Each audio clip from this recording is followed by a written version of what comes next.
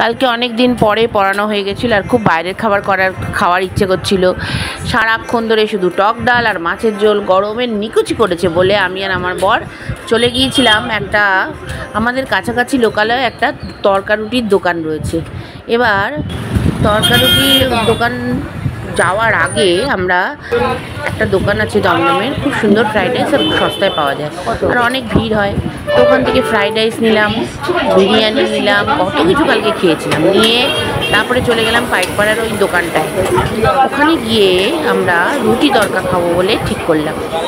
তো রুটি তড়কা অর্ডার করলাম, 5টা রুটি আর প্লেন তড়কা। আর তড়কা স্পেশাল দোকান, মানে এত ভিড় হয় আর এত সুন্দর করে। তো আমরা তড়কা নিয়ে নিলাম, নিয়ে দেখো দুজনে মিলে একটা প্লেটই নিয়েছিলাম, কারণ কি অনেকটা পরিমাণে থাকে। তারপরে বাড়ি চলে এসেছিলাম, খিচিমিচি হয়ে গেছে সব কিছু। বাড়ি এসে দেখো আমরা খাচ্ছি আর মেয়ে ভিডিও করে দিচ্ছে। কি না ফ্রাইড রাইস আর চিকেন চাপ, কম্বিনেশনটা কীরকম লাগছে না? তারপরে দেখো আগে পরে চলে এসছে। তারপরে হচ্ছে আবার দেখো তড়কা রুটি দুর্ধর্ষ করে। এইবারে হচ্ছে তোমার দেখো তড়কার দোকানটা প্রচুর ভিড়, লাইন খুব সুন্দর করে।